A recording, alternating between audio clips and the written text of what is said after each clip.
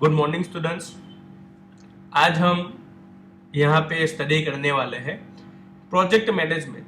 तो कि हमने जो भी प्रोजेक्ट बनाया है, हमने जो भी सॉफ्टवेयर बनाया है, हमने जो भी एप्लीकेशंस बनाई है, वो बनाने के टाइम पे उसके बाद हमें एक डॉक्यूमेंटेशन रेडी करना पड़ता है, जिसको हम कहते हैं प्रोजेक्ट डॉक्यूमेंटेशन। अगर आप किसी शोरूम में जाते हो या आप कोई भी नई चीज आप परचेस करके लाते हो, तो आपको क्या करना पड़ता है? तो कि आप जो भी चीज को परचेस करके लाए हो, उसके साथ आपको एक मैन्युअल मिलता है, ऑनर मैन्युअल, जिसके अंदर हमें बताया गया होता है कि हमें क्या करना है।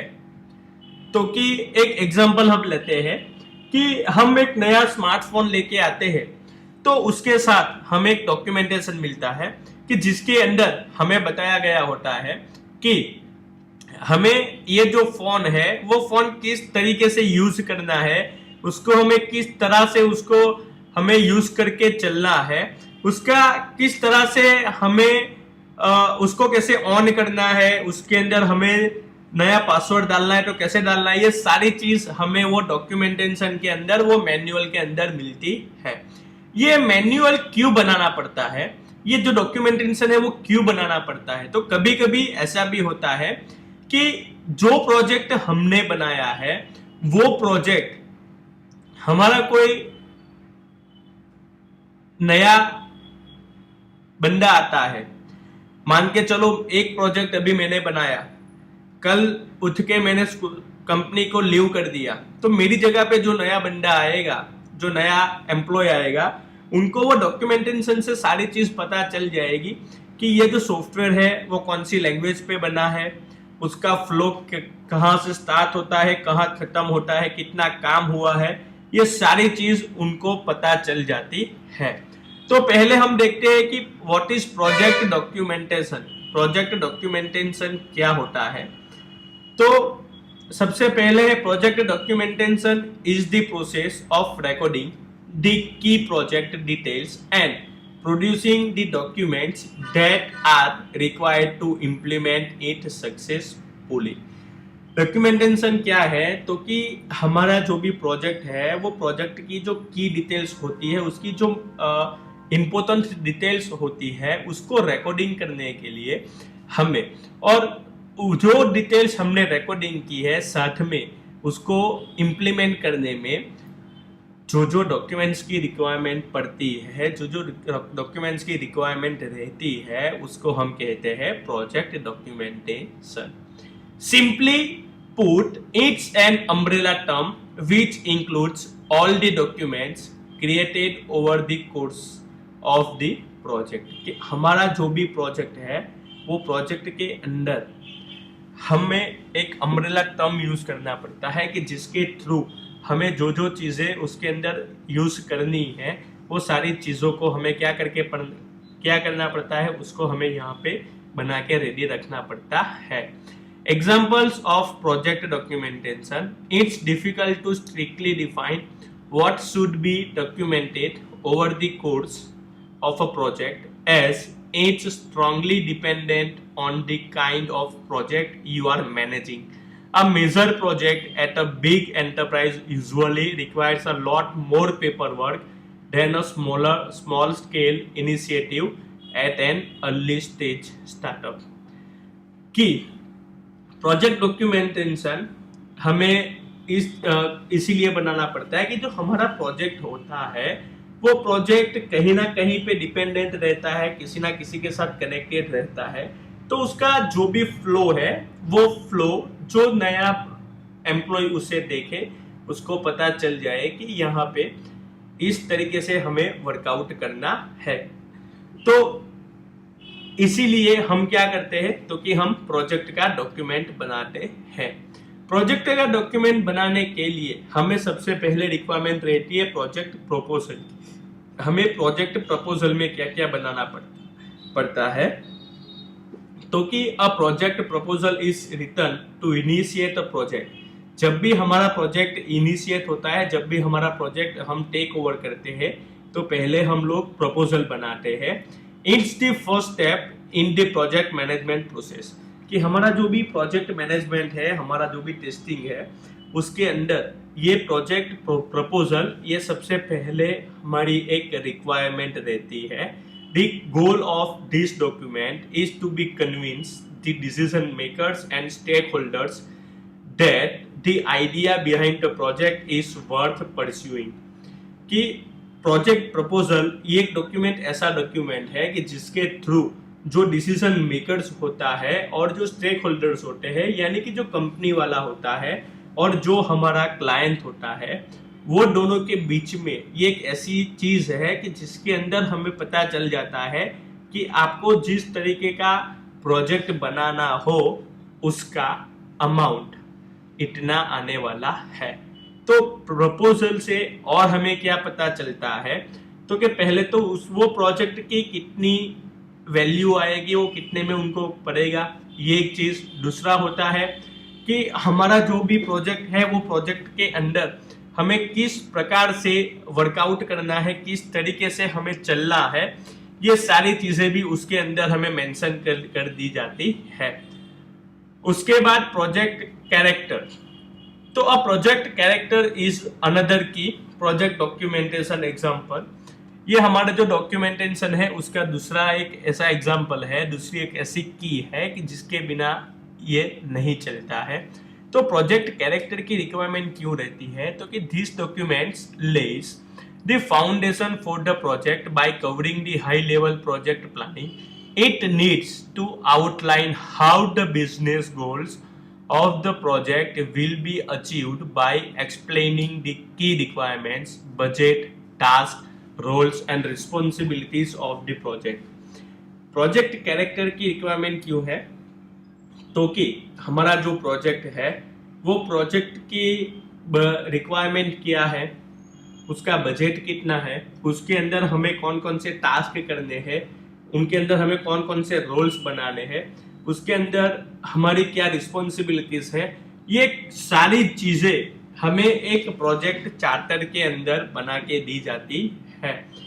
जब आप प्रोजेक्ट प्रपोजल रेडी करते हो तो तुरंत आपको उसके पीछे प्रोजेक्ट चार्टर को भी डिफाइन करना पड़ता है, जिसके थ्रू हमें पता चलता है कि इसके अंदर हमें कितनी मैन पावर लगने वाली है, हमारा कितना खर्चा जाने वाला है और हमें कितने टाइम लगने वाला है। ये सारी चीज इसके अंदर मेंशन की जाती है। उसके बाद रहता है प्रोजेक्ट प्लान। तो प्रोजेक्ट प्लान क्या होता है, तो हमने जो प्रोजेक्ट लिया है वो प्रोजेक्ट के अकॉर्डिंग हमें उसका प्लानिंग करना पड़ता है। फॉर एग्जाम्पल, अगर मुझे मेरा घर बनाना हो, मुझे नया होम बनाना हो, तो उसके लिए मैं पहले प्लान बनाऊंगा। तो पहले तो हम क्या करते हैं, आर्किटेक्चर को बुलाते हैं, आर्किटेक्चर को बुला के हम उसके पास प्रपोजल लेते हैं। 2 आर्किटेक्चर आते हैं, उसमें से एक बोलता है मैं 35 लाख में घर बनाऊंगा, दूसरा बोलता है सर मैं 25 लाख में बना के रेडी कर दूंगा। तो उसके पास से हमने पहले प्रपोजल लिया, फिर हम दोनों के पास से मंगवाएंगे उसका चार्टर कि आप आपने जो बजट दिया है वो बजट के अंदर आप क्या क्या चीजों को इस्तेमाल करने वाले हैं, कौन कौन सी चीजें इस्तेमाल करने वाले हैं, उसके अकॉर्डिंगली हमें क्या होता है, तो कि यहाँ पे हमें हमारा बजट के अकॉर्डिंग हमें उसके अंदर कौन कौन सी चीज यूज होने वाली है, कौन कौन से टर्म्स उसके अंदर यूज होने वाले हैं, ये सारे चीज हमें उसके अंदर मिल जाती है।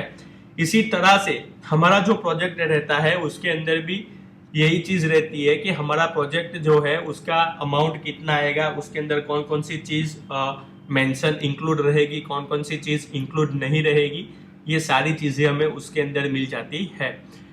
उसके बाद हमें मिलता है प्रोजेक्ट का प्लान, कि हमें उसका प्लान रेडी करना पड़ता है, हमें उसको इस तरह से डिजाइन करना पड़ता है कि अगर हमारा जो प्रोजेक्ट है उसको हमें 3 महीने के अंदर फिनिश करना हो तो हमें कौन कौन सी चीज के ऊपर इस्तेमाल करना है, किसकी प्रायोरिटी ज्यादा है। जिसकी ज्यादा प्रायोरिटी हो उसको पहले डिजाइन करो, जिसकी प्रायोरिटी कम है उसको बाद में डिजाइन करो। हमें इसके अकॉर्डिंगली क्या करना पड़ता है, चलना पड़ता है। उसके बाद रहता है प्रोजेक्ट स्टेटस रिपोर्ट, कि हमारा जो प्रोजेक्ट होता है उसका हमें स्टेटस देना पड़ता है, स्टेटस का रिपोर्ट, कि हमारा जो प्रोजेक्ट है वो प्रोजेक्ट कितना लंबा चलने वाला है, हमारा प्रोजेक्ट का कितना वर्कआउट हुआ, वो कौन से मोड में है, ये सारी चीजें हमें हमारे प्रोजेक्ट स्टेटस रिपोर्ट के अंदर मेंशन करनी पड़ रहती है। उसके बाद आता है प्रोजेक्ट रिट्रोस्पेक्टिव।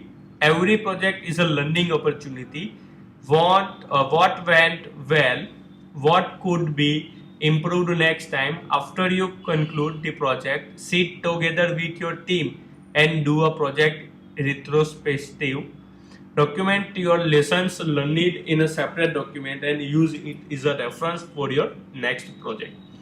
कि जब भी हमारा प्रोजेक्ट रेडी हो जाता है, प्रोजेक्ट के अंदर हमने सारी चीजें मेंशन की कर दी होती है, उसके बाद हम एक डॉक्यूमेंटेशन बनाते हैं जिसके अंदर हमने जो भी हमारे प्रोजेक्ट के अंदर हमने जो भी चीजें की है उसका सबका हमें क्या करना पड़ता है, वहां पे मेंशन करना पड़ता है। उसके बाद हम हमारी टीम के साथ बैठ के वो प्रोजेक्ट के बारे में हम उसके साथ डिस्कशन करते हैं और फाइनली हमें एक ऐसा डॉक्यूमेंटेशन मिल जाता है जो हमें आने वाले दूसरे प्रोजेक्ट के अंदर कहीं ना कहीं से हमें काम में आने वाला है। तो ये है हमारा प्रोजेक्ट का जो भी अकॉर्डिंग जो भी है वो ये है। यहाँ पे हमें एक प्रोजेक्ट डॉक्यूमेंटेशन का टेम्पलेट दिया गया है जिसके अंदर हम सबसे पहले लिखेंगे ऑब्जेक्टिव। ऑब्जेक्टिव हमें 1 से 2 सेंटेंस के अंदर लिख देना है कि हमारा जो प्रोजेक्ट है उसका ऑब्जेक्टिव क्या है, उसके की आउटकम्स क्या है, मतलब कि उसके अंदर कौन कौन सी चीज़ें हमें यूज़ करने वाले, जो भी एक्सेप्टेड हो, जो भी चीज़ें हम यूज़ करने वाले वो की आउटकम्स में लिखना है। उसके बाद हमारे प्रोजेक्ट को कोई और मोड के अंदर भी अगर ले जाने की रिक्वायरमेंट रहती है तो वो सारी चीज़ें हमें हाइपोथेसिस के अंदर लिखनी पड़ती है।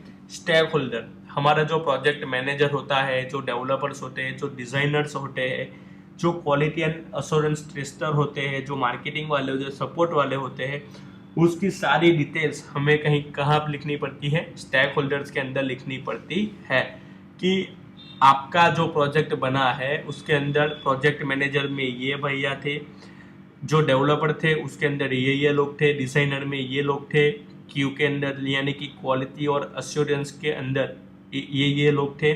तो ये सारी चीज़ें हमें क्या करनी पड़ती है, मेंशन करनी रहती है। उसके बाद हमें लिखना पड़ता है स्कोप, टाइमलाइन। स्कोप यानी कि हमारा जो प्रोजेक्ट है वो प्रोजेक्ट की प्रायोरिटी के हिसाब से हम एक स्कोप बनाते हैं कि जिसके थ्रू हमें अकॉर्डिंगली हमने काम किया है, उसकी टाइमलाइन क्या थी, तो इतनी इतनी दिन की उसकी टाइमलाइन थी और टाइमलाइन के अंदर ही हमने सारा काम खत्म कर लिया है। उसके बाद टास्क एंड डेडलाइंस, कि हमारे जो टास्क है और उसकी हमारी जो डेडलाइंस है वो कौन कौन सी डेट को डेडलाइन थी और उस टाइम हमारा काम कंप्लीट हुआ कि नहीं हुआ, ये सारी चीज़ें हमें वहाँ पे मेंशन करनी रहती है। तो अकॉर्डिंगली हमें क्या करना पड़ता है, तो कि अकॉर्डिंगली हमें हमारा जो भी वर्क है वो वर्क हमें उस फ्लो के अंदर डिफाइन करना पड़ता है। फाइनल के अंदर हमारा प्रोजेक्ट जब रेडी हो जाता है तो हमारा एक फाइनल डॉक्यूमेंटेशन रेडी होता है जिसको हम कहते हैं प्रोजेक्ट डॉक्यूमेंटेशन। आज का आपका जो असाइनमेंट है वो असाइनमेंट यहाँ पे आपको दिया गया है, what is project management. Second है व्हाट इज प्रोजेक्ट चार्टर। तो आपको ये जो असाइनमेंट है वो असाइनमेंट आज लिख के मुझे सबमिट करना है। तो प्लीज़ हमें ये भूलना नहीं है कि ये असाइनमेंट जो है वो असाइनमेंट हमें आज सबमिट करना है। ठीक है, चलिए मिलते हैं हम नेक्स्ट लेक्चर के अंदर।